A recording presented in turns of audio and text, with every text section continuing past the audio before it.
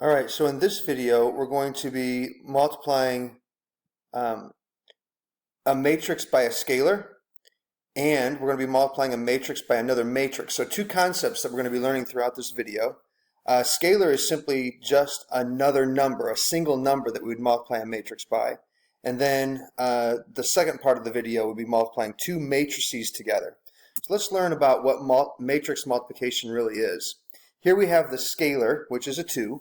And we have just different numbers in our element, in our matrix. Remember, there are 6 elements here. It's a 2 by 3 matrix because there are 2 rows and there are 3 columns.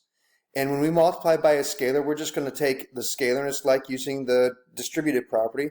We're going to multiply every number, every element in the matrix by that scalar. So 2 times 12 is 24. 2 times 4 is 8.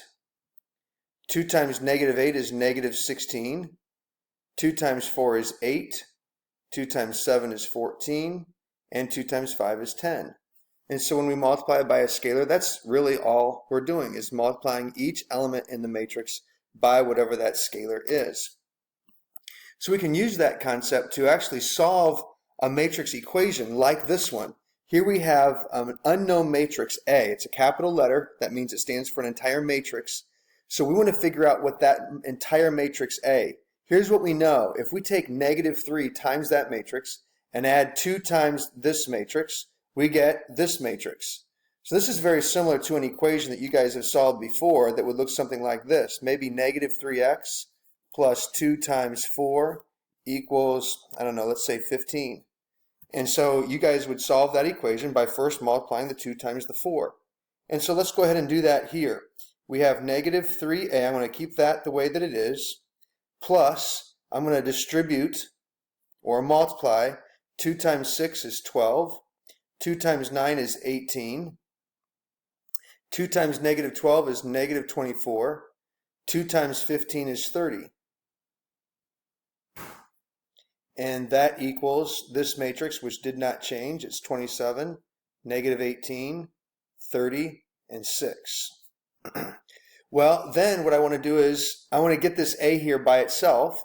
So I'm going to subtract this matrix from both sides. I could write this down, but for the sake of room, I'm not going to. If I subtract this matrix from itself, I will get all zeros, which means that matrix will disappear. It'll just be negative 3 times A. And that'll equal this matrix here minus this one. So it's going to be equal to 27 minus 12. Well, 27 minus 12 is 15. Then it's going to be 18 minus negative 18 minus 18, which is negative 36. And then 30 minus a negative 24. Well, that's 30 plus 24, which is 54. And then 6 minus 30, and that's negative 24. So now we have this equation, and we want to get rid of multiplying by negative 1/3. Well, to do that, we're going to get rid of multiplying by negative 3. We could say we're dividing by negative 3, but because we're using matrices here, we're going to multiply by the reciprocal of negative 3, which is negative 1/3. Negative 1/3 times negative 3 is just positive 1, and positive 1 times A is just A.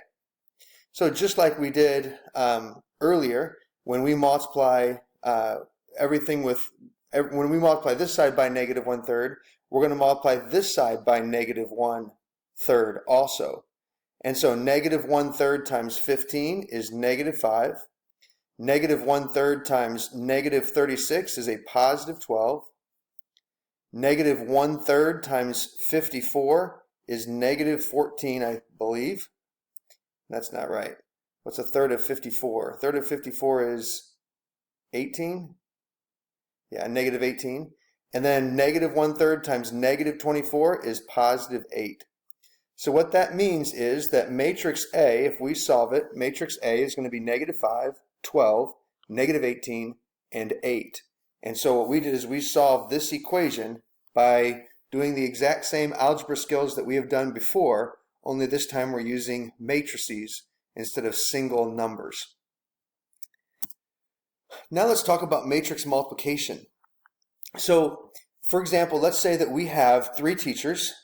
Teacher A has ordered 55 markers, 2 erasers, and 2 staples. And we also know that each marker costs $1.25, each eraser costs $1.20, and each staple costs $2.50. So what we're going to do is we want to figure out how much did teacher A spend altogether. Well, his 55 markers that cost $1.25 each means we're going to take 55 times $1.25, and 55 times $1.25 is $68.75. Then we're going to take the 2 erasers that he bought, each one of them costing $1.20, and 2 times $1.20 is $2.40.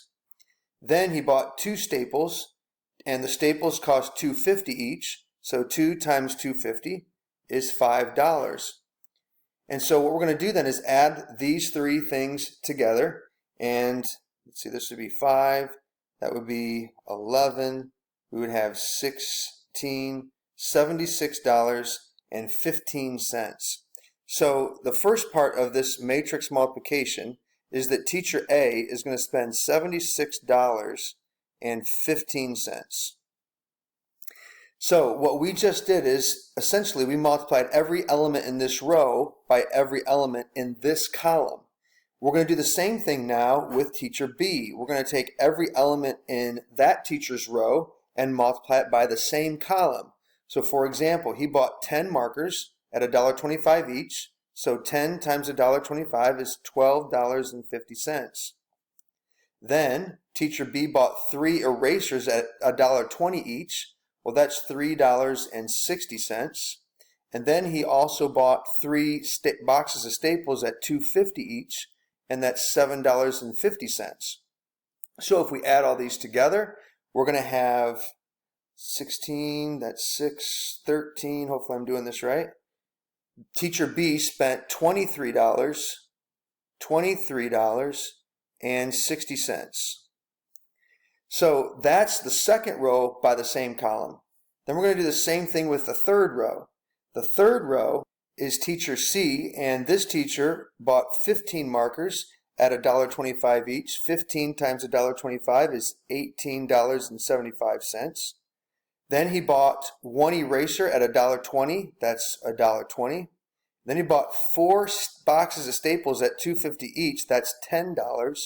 And if we add all those together, we get, let's see, this is 95 and 9 and 2. $29. I didn't save enough room here. $29.95. And so what we get is a 3-by-1 matrix that says what each teacher purchased. And so one thing that I want you to see here is this. We started with a 3-by-3 matrix. We multiplied that by a 3-by-1 matrix, and we ended up with a 3-by-1 matrix. One clue that we're going to talk about here in a little bit is that when we multiply matrices together, the product matrix is always the same as the outside numbers here. So if we multiply a 3-by-3 times a 3-by-1, we're going to end up with a 3-by-1 matrix. Let's go ahead and take a look at a different situation. So in this situation, we have 3 games. Let's say a radio station is able to sell games to a series. Let's say it's the Tin Caps or Cincinnati Reds or Chicago Cubs, something like that series. And game 1, they can sell lower seats, middle seats, and high seats in the upper deck. And so in game 1, they were able to sell 50 lower seats, 30 middle seats, and 20 higher seats. But the lower seats cost $450 a piece. The middle seats cost $200 a piece, and the higher seats cost $100 a piece. This must be for a World Series or something, because those prices are very expensive. But we're going to do the same thing. We're going to multiply everything in the first row here by everything in this column here.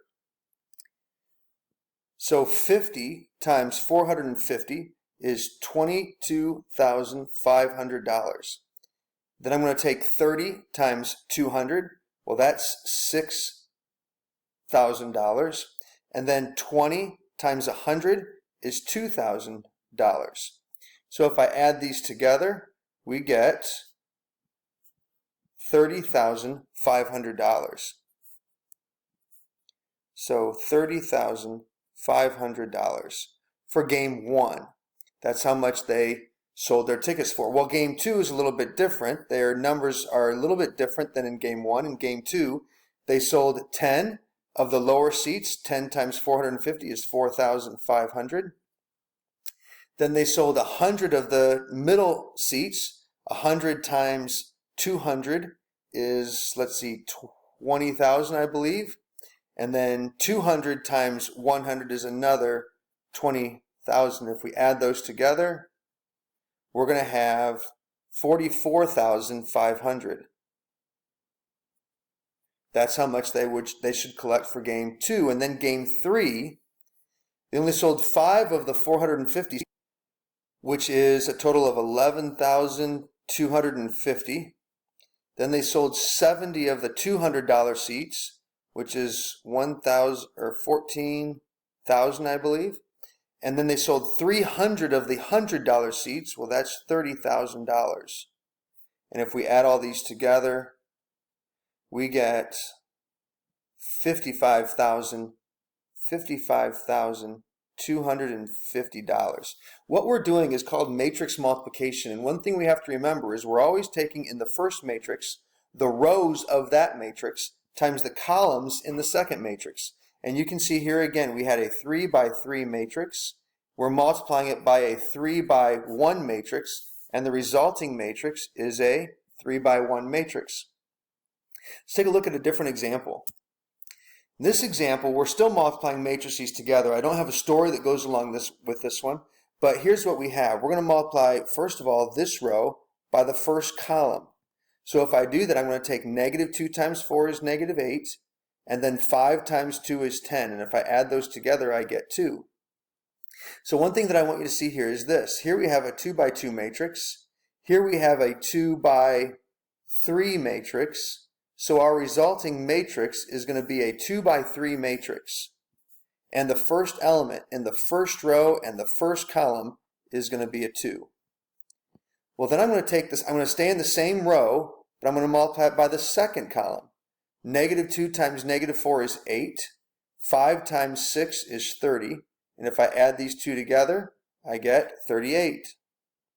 So this is 38 in the first row, still first row, but second column.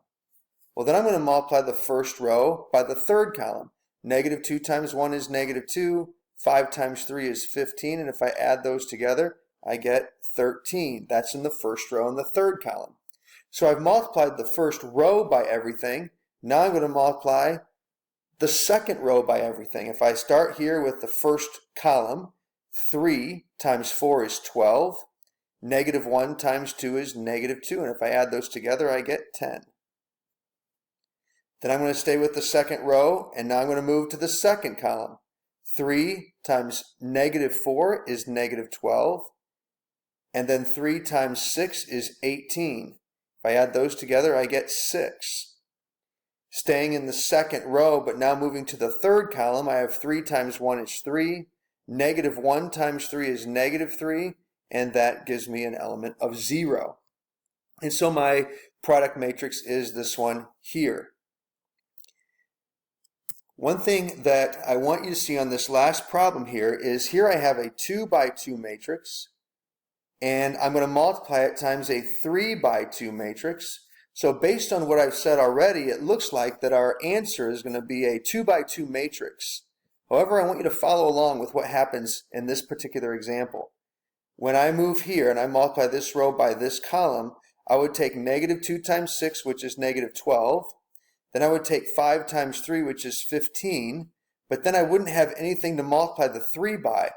I have one less number here in this row than I do in this column. And so I cannot multiply these together. The number of columns here, which in this case is 2, I have 2 columns, has to match the number of rows in the second matrix. And here I have 3. These two numbers have to match. If they don't match, I cannot multiply them together. And so these numbers in the middle must match for us to be able to multiply matrices together.